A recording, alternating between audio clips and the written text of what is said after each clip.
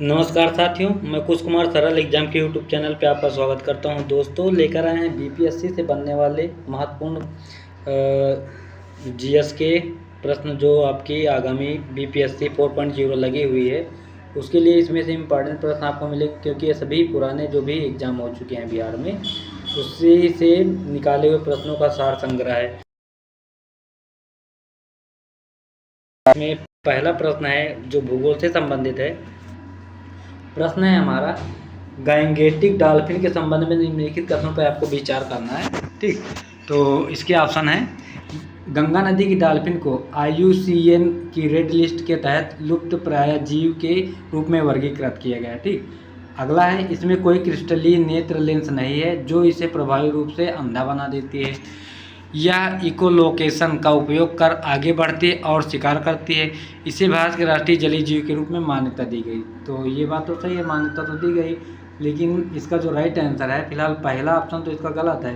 गंगा नदी को IUCN मतलब लुप्त प्राय में नहीं है, क्योंकि गंगा नदी में अधिकतर पाई जाती है। ठीक, तो इसका जो राइट आंसर होगा वो होगा बी ऑप्शन। इसमें 2, 3, 4 इसका सही ऑप्शन होगा। ठीक, तो गंगा डॉल्फिन का वैज्ञानिक नाम अगर बताएं तो इसका नाम है प्लेनिस्टा गैंगेटिका। वैज्ञानिक नाम पूछ ले तो आप यही बताना। और इसकी खोज के बारे में बताएं तो आधिकारिक तौर पर वर्ष 1801 में की गई थी। यह भारत और बांग्लादेश की गंगा, ब्रह्मपुत्र, मेघना नदी प्रणालियों में रहती हैं। ठीक, तो यह केवल मीठे पानी में रह सकते हैं। इसको मैंने भी देखा है, हमारे यहाँ गंगा नदी बहती है तो हम लोग जाते हैं तो दिखाई पड़ती है वहाँ पे, और वास्तव में ये दृष्टिहीन होती है। ठीक, अर्थात इनमें कोई क्रिस्टलीय नेत्र नहीं होता है, पूरा बंद रहता है, इसको दिखाई नहीं पड़ता। और ये पराश्रय ध्वनियों को उत्सर्जन करके शिकार करती हैं, जो मछलियों और अन्य शिकार से टकरा कर वापस लौटती हैं तथा उन्हें अपने दिमाग में छवि देखने में सक्षम बनाती है। और इसे IUCN की रेड लिस्ट में संकटग्रस्त माना गया, ना कि लुप्तप्राय।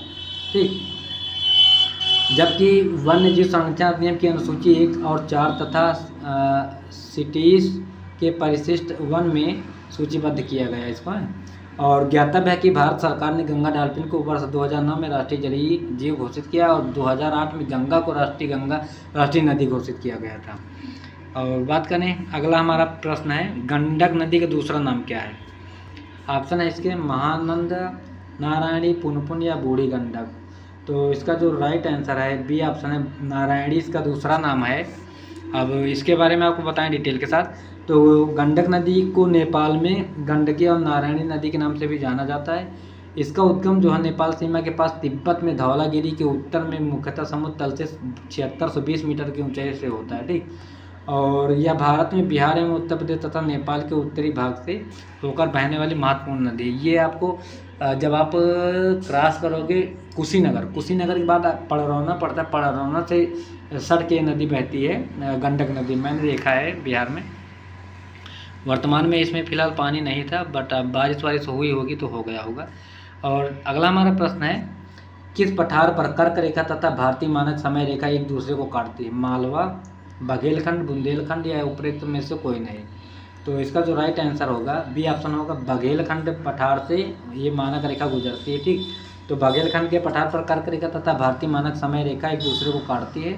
और जहाँ कर्क रेखा 23 अंश 5 मिनट उत्तरी अक्षांश भारत के 8 राज्यों से होकर गुजरती है, जिसमें राजस्थान, गुजरात, मध्य प्रदेश, छत्तीसगढ़, झारखंड, पश्चिम बंगाल, त्रिपुरा और मिजोरम है। जबकि भारतीय मानक समय मेरिडियन 82 अंश 5 मिनट पूर्वी देशांतर भारत के 5 राज्यों से होकर गुजरती है। इन राज्यों में उत्तर प्रदेश, मध्य प्रदेश, छत्तीसगढ़, उड़ीसा तथा आंध्र प्रदेश है। और नेक्स्ट हमारा प्रश्न है, उत्तराखंड का कौन सा जिला तिब्बत सीमा से नहीं लगता है?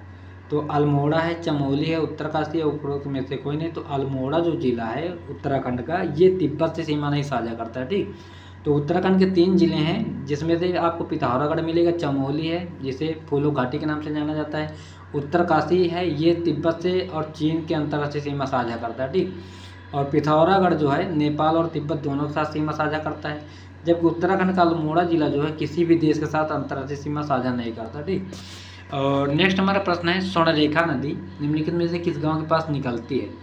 मंदार, हेहल, नगरी या ओरा मांझी। तो ये जो है नगरी से गुजरती है स्वर्णरेखा नदी। जमशेदपुर में स्वर्णरेखा नदी बहती भी है। तो स्वर्ण रेखा नदी के किनारे जमशेदपुर है, ठीक है, याद रखना। कभी पूछ लेते हैं कि स्वर्ण रेखा नदी के किनारे कौन सा नगर है, तो जमशेदपुर और झारखंड में है। तो स्वर्ण रेखा नदी रांची के 16 किलोमीटर दक्षिण पश्चिम में स्थित नगड़ी या नगरी गांव के पास से रानी चुआ नामक स्थान से निकलती है। यह नदी उत्तर पूर्व की ओर बहती हुई मुख्य पठार को छोड़कर हुंडक जलप्रपात के रूप में गिरती है, और जलप्रपात के रूप में गिरने के बाद इस नदी का बहाव पूर्व की ओर हो जाता तथा बंगाल की खाड़ी में गिरती है।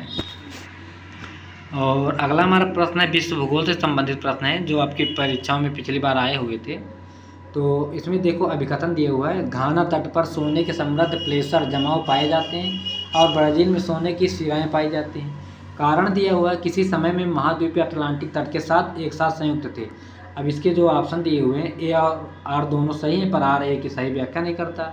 ए गलत है पर आर सही है, ए सही है पर आर गलत है, ए और आर दोनों सही हैं और आर ए की सही व्याख्या करता है। तो इसका जो राइट आंसर होगा, ये हम बता दें आपको,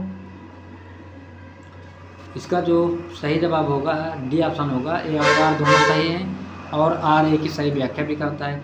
तो घाना तट पर सोने के समृद्ध प्लेसर जमाव पाए जाते हैं, जबकि ब्राज़ील में सोने की सिराएं पाई जाती हैं, क्योंकि ये महाद्वीपीय किसी समय अटलांटिक तट के साथ एक साथ संयुक्त रूप से जुड़ा हुआ है ना।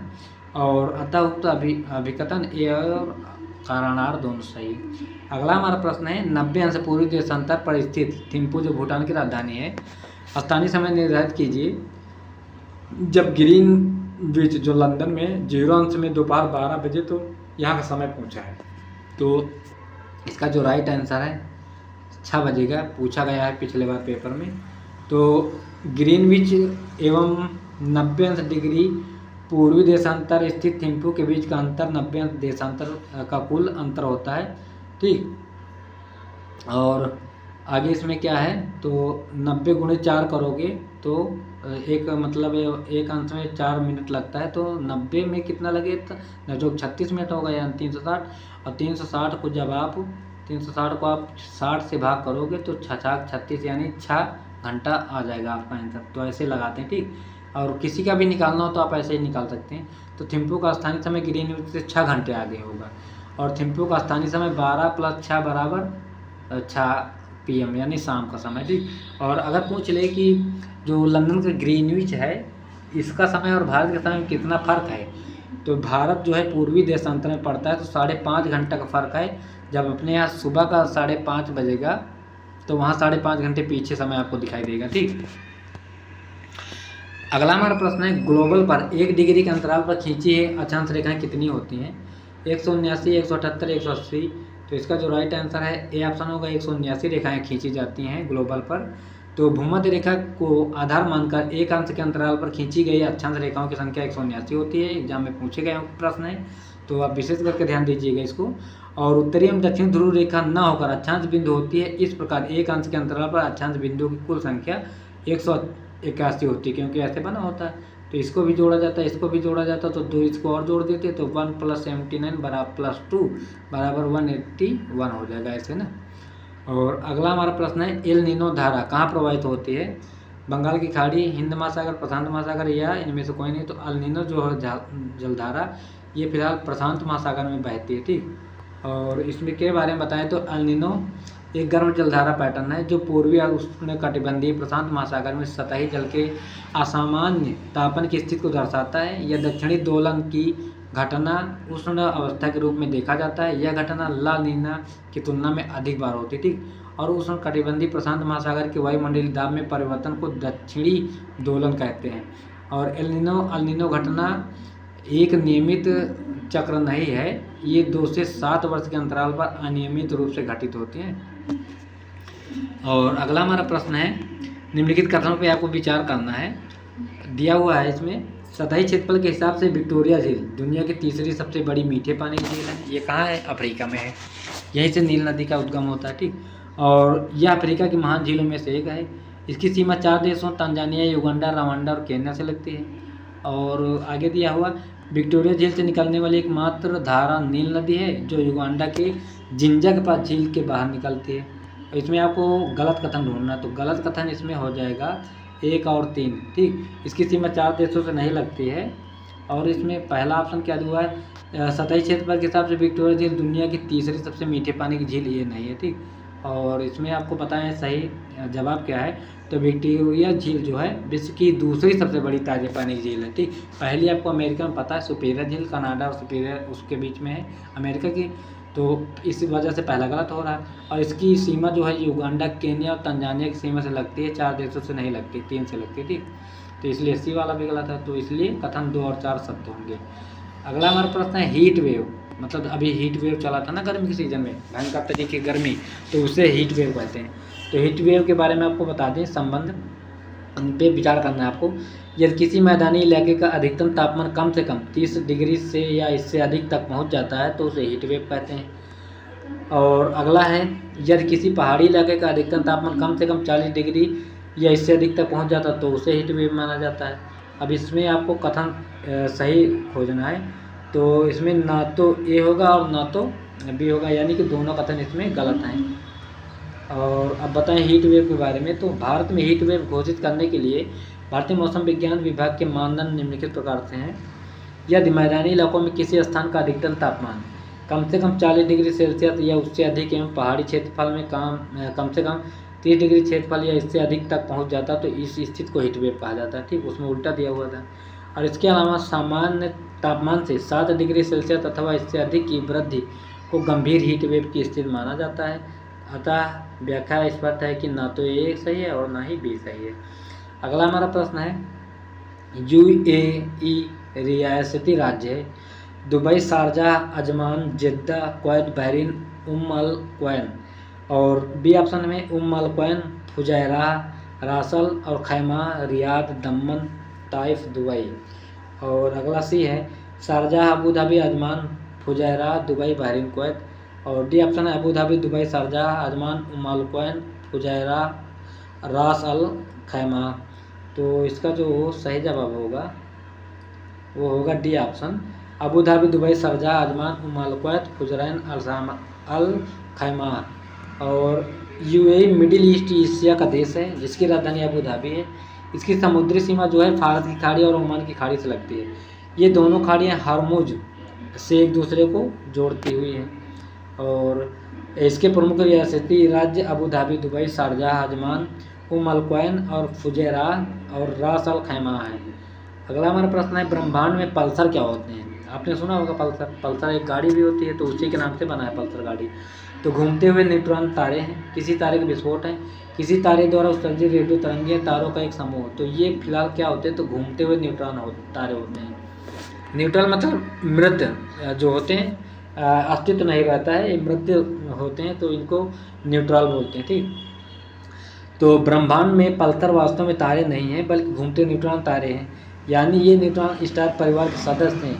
इनकी जब मूल ऊर्जा खत्म हो जाती है तो ये अपने आप की बिखर जाते हैं, अर्थात इस प्रकार के तारों की मृत्यु आमतौर पर एक ज़बरदस्त विस्फोट के कारण होती है, जिसे सुपरनोवा के रूप में भी जाना जाता है। और ये सामान्यतः 12.4 से 14.3 मील यानी 20 से 24 किलोमीटर व्यास के होते हैं, लेकिन इनका द्रव्यमान सूर्य के द्रव्यमान से 2 गुना तक हो सकता है, जिसकी व्यास 864.938 मील यानी 1.32 मिलियन किलोमीटर होता है। ठीक, और लगातार नई परत जोड़ने वाली प्रक्रिया निम्नलिखित में से कौन सी है? भूकंप है, समुद्र तल का फैलाव है, संवहन है या निम्न स्खलन, सबडक्शन जिसे बोलते हैं। तो इसका राइट आंसर फिलहाल बी होगा, समुद्र तल का जो फैलाव है।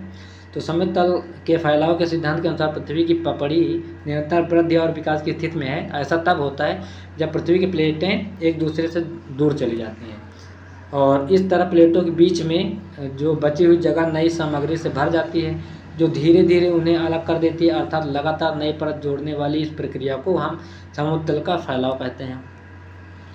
और इस सिद्धांत को प्रभावित करने वाली परिस्थितियां समुद्र तल की चुंबकीय धारियां एवं समुद्र तल का फैलाव और प्लेट विवर्तनिकी सिद्धांत होते हैं। ठीक, और अगला हमारा प्रश्न है, भूपटल के टुकड़े मेंटल में गति द्वारा निरंतर धीमी से प्रवाहित होते हैं, इस सिद्धांत को क्या कहा जाता है? पैंजिया सिद्धांत, प्लेट टेक्टोनिक्स सिद्धांत, प्लेट सीमा सिद्धांत या महाद्वीपीय भाव। तो इसको कहते हैं प्लेट टेक्टोनिक सिद्धांत बोलते हैं। बी ऑप्शन इसका सही जवाब होगा। ठीक, और इसके बारे में बताएं तो भूपटल के टुकड़े मेंटल में गति द्वारा निरंतर धीमी गति से प्रवाहित होते हैं, इस सिद्धांत को प्लेट टेक्टोनिक सिद्धांत कहा जाता है। और नेक्स्ट हमारा प्रश्न है, और इसमें इसी में और डिटेल है, थोड़ा बता दें उसको। तो इसका प्रतिपादन एच हाइंस ने वर्ष 1960 में किया था। इनमें उन्होंने बताया कि पृथ्वी का स्थल मंडल बड़ी कठोर प्लेटों से बना है जो कि पृथ्वी की निचली सतह पर गमन कर रहा है। इन्होंने यह भी बताया कि समय के साथ महाद्वीपीय कैसे गतिमान हो सकते हैं। और इस सिद्धांत की प्रमुख अवधारणा क्या है, तो महाद्वीपीय विस्थापन, सागर नितल प्रसारण और प्लेट विवर्तनिकी पर आधारित है। इसमें यह भी बताया गया कि समुद्र की सतह भूमध्य सागरीय कटक पर निर्मित होती है और प्लेट के अभिसरण क्षेत्रों में नष्ट हो जाती है।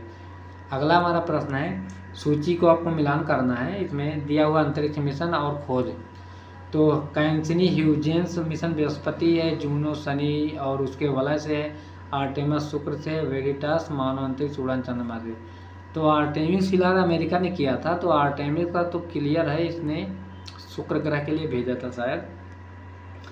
इसका राइट आंसर फिलहाल डी ऑप्शन होगा। इसमें अब बताएं आपको डिटेल के साथ।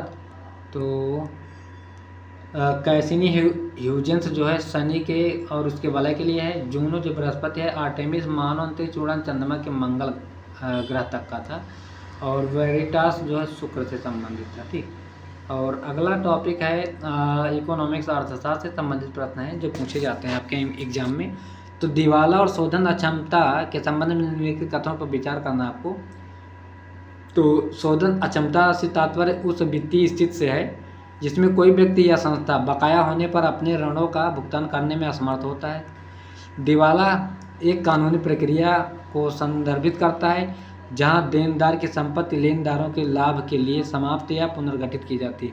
कहते नहीं कि तुम्हारा तो दिवाला निकल गया, तो वही दिवाला है। और शोधन अक्षमता एक अव्यवस्था है जबकि दिवाला निष्कर्ष है। और इसमें और डिटेल है, बता दें।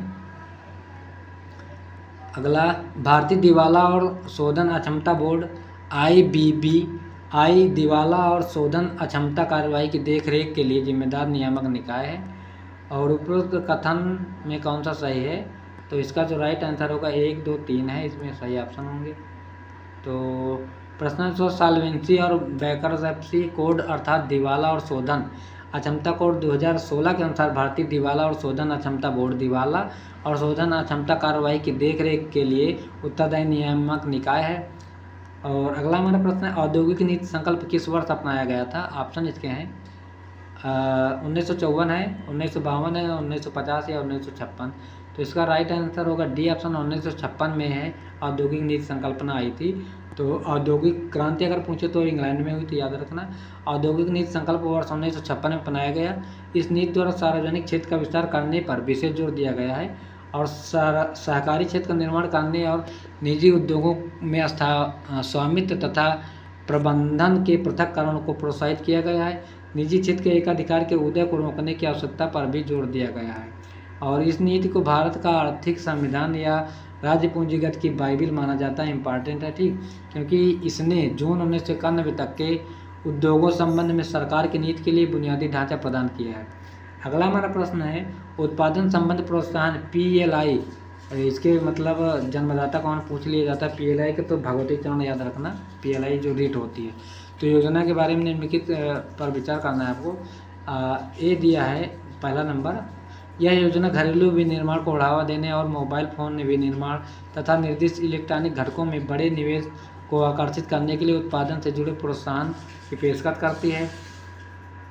और इस योजना में आवेदकों की 2 श्रेणियां हैं, वैश्विक कंपनियां और घरेलू कंपनियां।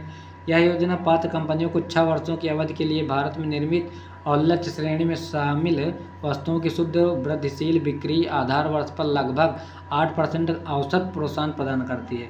PLI के तहत लक्ष्य श्रेणी में 1 लैपटॉप, दूसरा नंबर टेबलेट, तीसरा है ऑल इन वन PC, चौथा है सर्वर और पांचवा है ultra small form factor USFF शामिल होंगे, ठीक।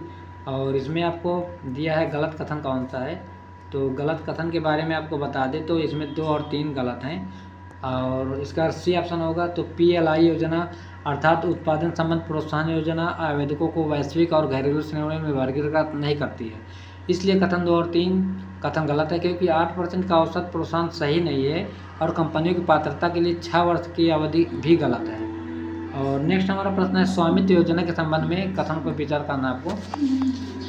यह खान मंत्रालय के दायरे में कार्यरत एक केंद्रीय क्षेत्र की योजना है।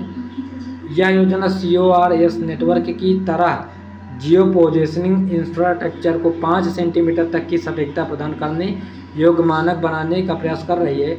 CORS का मतलब क्रॉस ओरिजिन रिसोर्स शेयरिंग होता है और यह योजना ड्रोन तकनीक का उपयोग कर भूमि के छोटे छोटे खंडों का नक्शा तैयार करके ग्रामीण बस्तियां आबादी क्षेत्रों में संपत्ति का स्पष्ट स्वामित्व स्थापित करने की एक सुधारात्मक पहल प्रदान करती है। तो इसमें आपको गलत कथन चुनना है, तो गलत कथन आपका होगा 1 और 3, ए ऑप्शन गलत होगा। स्वामित्व योजना के संबंध में कथन 1 और 2, 3 गलत हैं, क्योंकि स्वामित्व योजना पंचायती राज मंत्रालय केंद्र की योजना होती है और इसकी शुरुआत प्रधानमंत्री द्वारा राष्ट्रीय पंचायती राज दिवस जो 24 अप्रैल 2021 को 9 राज्यों में पायलट योजना के तौर पर की गई थी और इस चरण 2020-21 के सफल समापन के बाद राष्ट्रीय स्तर पर इसे शुरू किया गया, जबकि CORS का मतलब सतत संचालन संदर्भ स्टेशन यानी ग्रामीण आबादी वाले क्षेत्रों की सीमांकन करना है। ठीक, और अगला हमारा प्रश्न है, निम्नलिखित में से कौन सा कारक संभावित रूप से भारतीय अर्थव्यवस्था में मुद्रास्फीति जनित मंदी में योगदान कर सकते हैं? सरकारी खर्च में वृद्धि के कारण उच्च मुद्रास्फीति दबाव, औद्योगिक उत्पादन में गिरावट और आर्थिक विकास में सुस्ती। तीसरा है कुल मांग और उपभोक्ता खर्च में कमी। चौथा, घरेलू मुद्रा की वृद्धि के कारण निर्यात प्रतिस्पर्धात्मक में कमी। तो इसमें आपको सही उत्तर चुनना है, तो सही उत्तर इसमें सभी हैं, 1, 2, 3, 4 सभी हैं, तो इसका राइट आंसर फिलहाल सी होगा। ठीक, अगला हमारा प्रश्न है, प्रश्न नंबर आप और इसमें दिया हुआ है देखो, तो सरकारी खाते में वृद्धि के कारण उच्च मुद्रास्फीति दबाव। दूसरा, औद्योगिक उत्पादन गिरावट और आर्थिक विकास में सुस्ती। तीसरा, कुल मांग और उपभोक्ता खर्च में कमी। चौथा है घरेलू मुद्रा की वृद्धि के कारण निर्यात प्रतिस्पर्धात्मक में कमी। अगला हमारा प्रश्न है, आर्थिक सर्वेक्षण 2023 के अनुसार निम्नलिखित में से कौन से कथन भारत में प्रत्यक्ष विदेशी निवेश की प्रवृत्ति का वर्णन करते हैं? ऑप्शन इसके हैं, निजी क्षेत्र की कम भागीदारी के कारण इसमें कमी आई है। दूसरा है, महामारी से पहले स्तर की तुलना में इसमें वृद्धि हुई है।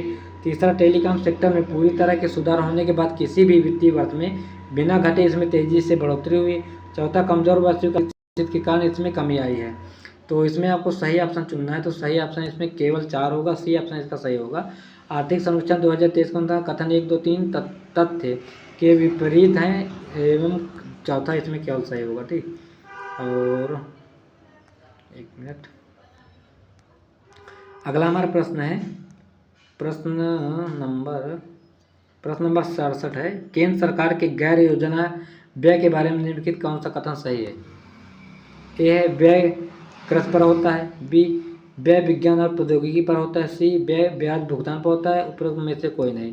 तो इसका जो राइट आंसर है सी ऑप्शन होगा, व्यय जो है ब्याज भुगतान पर होता है। ठीक, तो आगे पढ़ते हैं इसमें डिटेल। तो ब्याज भुगतान गैर योजनागत व्यय के अंतर्गत आता है, जबकि विज्ञान और प्रौद्योगिकी एवं कृषि पर व्यय योजनागत व्यय के तहत आता है। यानी योजनागत व्यय के अलावा अन्य सभी प्रकार के व्यय जो होते हैं गैर योजनागत व्यय के रूप में माना जाता है इनको। और इसमें जैसे क्या होता है कि ब्याज भुगतान, पेंशन, राज्यों और केंद्र शासित प्रदेशों की सरकारों को संवैधानिक हस्तांतरण आदि को सम्मिलित किया गया है। अगला हमारा प्रश्न है, वैश्वीकरण और भारत पर इसके प्रभाव के बार में निम्नलिखित कौन सा कथन सत्य नहीं है? निर्यात में वृद्धि आयात में वृद्धि से अधिक होती है। इससे प्रत्यक्ष विदेशी निवेश का प्रवाह बढ़ जाता है। इसने वस्तुओं और सेवाओं में व्यापार का विस्तार किया है। उपरोक्त में से कोई नहीं। तो सही जवाब होगा ए ऑप्शन, निर्यात में वृद्धि आयात में वृद्धि से अधिक होती है। ठीक, तो ये थे आज के हमारे कुछ महत्वपूर्ण इंपॉर्टेंट बीपीएससी से संबंधित पिछले बार के पेपर का प्रश्न, जो आपकी आगामी 4.0 की परीक्षा बीपीएससी शिक्षक भर्ती लगी हुई है उसके लिए बहुत ही इंपॉर्टेंट प्रश्न थे। तो आप सभी लोग रोज़ मेरा ये वीडियो देख लिया करो, क्योंकि ये सभी प्रैक्टिस सेट हम आपको पुराने पेपर में जो आए प्रश्न है उन्हीं का है सारा संग्रह। तो पूरा डिटेल के साथ हम बता रहे हैं, आप अच्छे से देख लीजिएगा तो आपको ये कंठस्थ हो जाएगा। और उम्मीद है कि यह वीडियो आपको अच्छा लगा होगा और ज़्यादा से ज़्यादा लोगों तक शेयर करें, लाइक करें। और जो भी दोस्त मेरा करंट अफेयर का क्लास नहीं देखते हैं वो सुबह 6 बजे की क्लास देख लिया करें, उसमें इंपॉर्टेंट प्रश्न रोज़ के होते हैं। तो रोज़ धीरे धीरे आप तैयारी करोगे तो 10-10 प्रश्न बहुत हो जाएंगे, तो आपको बार बार पढ़ने की ज़रूरत नहीं पड़ेगी। क्योंकि जो आप एक बार प्रश्न देख लोगे तो वो आपको प्रश्न अगर मिलेगा एग्ज़ाम में, तो जाहिर सी बात है आपको तुरंत क्लिक करेगा दिमाग में और आप उसका सही जवाब दे पाओगे। तो thanks for watching this video, देखने के लिए धन्यवाद। लाइक शेयर सब्सक्राइब करते रहें। बाय, सभी को पढ़ते रहें अच्छे से। बाय।